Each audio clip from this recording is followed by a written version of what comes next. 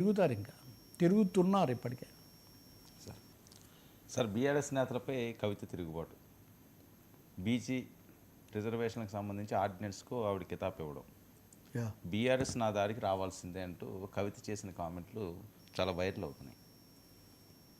అంటే ఆమె బీసీల సమస్యలు తీసుకోవడము, జ్యోతిబా ఫూలే విగ్రహం పెట్టాలంటే అంబేద్కర్, ఇట్లాంటివి కొన్ని అంశాలు చేస్తుంటారు కదా. నిజం చెప్పాలంటే ఆమె తండ్రికి లేఖ రాసి ఆ విషయం బయటికి రావటం, అది జరగటము, బీసీల అంశాలు తీసుకోవటం కూడా ఒకటేసారి జరిగేది. కారణం ఏది? దాని మీద ఎవరికి తోచిన ఊహలు ఏం చేసినా బీసీల కోసం మాట్లాడే అధికారం, హక్కు అందరికీ ఉన్నాయి కదా. మహిళల రిజర్వేషన్ మీద కూడా ఆమె ఇదివరకు అలాగే మాట్లాడేవాళ్ళు.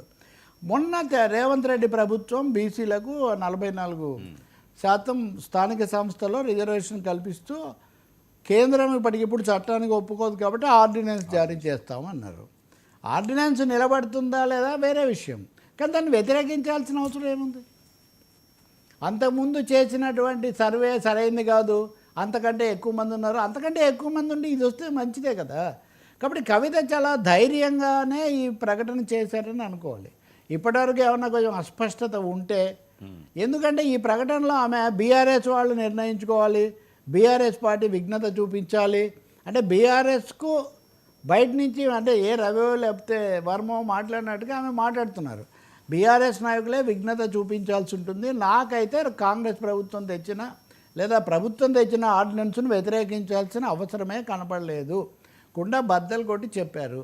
అంటే రాజకీయంగా కూడా ఆమె పార్టీ నాయకత్వం తీసుకున్న వైఖరితో ఖచ్చితంగా విభేదిస్తున్నారనేది తేలిపోయింది. ఇంకో మాట, మొదటి రోజు ఆ రోజు నేనే చెప్పాను, the first one to point out that కవితను తీర్మార్మల్లన అన్న మాటల మీద ఆమె మాట్లాడడం, జాగృతి వాళ్ళు వెళ్ళి దాడి చేయడం తప్ప బీఆర్ఎస్ ఎందుకు మాట్లాడలేదు అని. మాట్లాడారు ఒకరిద్దరు, కవితను అన్నారు, ఇట్లాంటివి ఏదో అన్నారు, కానీ పార్టీ తరఫున ఓన్ చేసుకొని గట్టిగా తమకి నాయకుడి యొక్క కుమార్తె అంటే వచ్చేటంత స్పందన రాలేదు.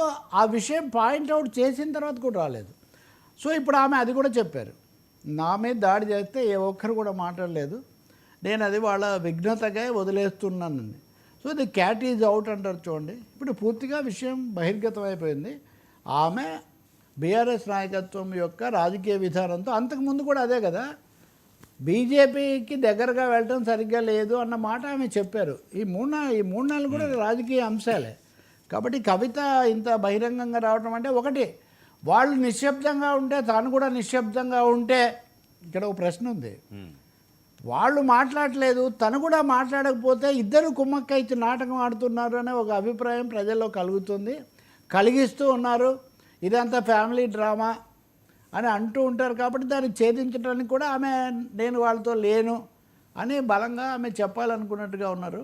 ఈరోజు ఆమె చెప్పిన వాటిలో తప్పు పట్టాల్సినవి ఏం లేవు. ఆమె రాజకీయంగా తన వైఖరి చెప్పారు, వ్యక్తిగతంగా తన ఆవేదన, బాధ. మీరు నన్ను తిడితే మీకేమీ, పార్టీ తరఫున మీరు పార్టీ ఎమ్మెల్సీ కదా ఆమె, ఇంకా పార్టీ ఎమ్మెల్సీ, అధినేత కుమార్తె లేదా మాజీ ఎంపీ, ఆ పార్టీకి చాలా బలంగా తోడుగా నడిచినటువంటి జాగృతి అధ్యక్షురాలు, ఇవన్నీ ఉన్నా కానీ ఎందుకు స్పందించట్లేదు? అంటే ఇప్పుడు ఆ దయ్యాలు అడ్డుపడుతున్నాయా? దేవుడే కరుణించడం లేదా? దయ్యాలు సహకరించడం ప్రశ్న, దేవుడు వర్సెస్ దయ్యాల ప్రశ్న కూడా ఉంది దీంట్లో. బీఆర్ఎస్ అధినేత వారసురాలు కదా సార్, పోనీ ఇవన్నీ అందుకే నేను చెప్తుంది, ఆయన వారసురాలు కూతురు, వారసత్వం పోనీ కొడుకు కూతురు అది చర్చ అలా పక్కన పెట్టినా, కూతురు ఎమ్మెల్సీ, ఇన్ని పెట్టుకొని దేవుడు ఉన్నాడు, దేవుడు చుట్టూ దయ్యాలు ఉన్నాయి అన్నారు కదా. ఇప్పుడు దేవుడు ఏదో చేయబోతుంటే ఈ దయ్యాలు అడ్డుపడుతున్నాయా? దేవుడు దయ్యాల సమస్య ఇంకా కొనసాగుతుందా? ఇప్పుడు దయ్యాలని బహువచనమే వాడుతున్నారు, కానీ ఒక దయ్యంలాగే కనిపిస్తుంది. ఆమె ఎవరినో ఒక దయ్యాన్నే టార్గెట్ చేసినట్టుగా కూడా మామూలుగా కామన్ సెన్స్తో ఆలోచిస్తే ఎవరికైనా అనిపిస్తుంది. ఆయన నిజంగా ఈ మధ్య ఏమి మాట్లాడలేదు. ఆమె లేఖ రాయకుండా ఉంటే బాగుండేది, అదే పద్ధతిలో కూడా ఆయన ఇంకోటి కూడా చెప్తున్నా, కేసీఆర్కు నేను లేఖ రాసిన విషయం కుటుంబ సభ్యులు తప్ప ఇంకెవరు దీన్ని బయటపెట్టే అవకాశం లేదు అని కూడా ఆమె అన్నారు. కాబట్టి ఆమె ఆరోపణలు, ఆమె విమర్శలు అవన్నీ స్పష్టం. వాటి మీద స్పందించకపోవటం అంటే కావాలని. కొంతమంది ఏమో అంటున్నారు, ఇప్పటికే ఆమె కాంగ్రెస్ ప్రభుత్వానికి ఏదో కొంచెం సాఫ్ట్గా ఉన్నారనో మరి. ఇప్పుడు ఈ విషయంలో సూటిగా ఆమె ప్రభుత్వాన్ని బలపరిచారు కాబట్టి it is a challenge for BRS. వాళ్ళు విధానాన్నైనా సవరించుకోవాలి, లేదా కవిత కూడా గొంతు కలిపారు అని చెప్పాలి. అంటే వాళ్ళ ఇష్టం, మీకెందుకు మా పార్టీ అంటారు ఒక్కోసారి సడన్గా. నిజమే మీ పార్టీయే, మాకు కలిగే సందేహాలు మేము చెప్తున్నాం అంతే. సార్ బీహార్ ఓట్ల సవాల్ నది జలాలు మంచిగా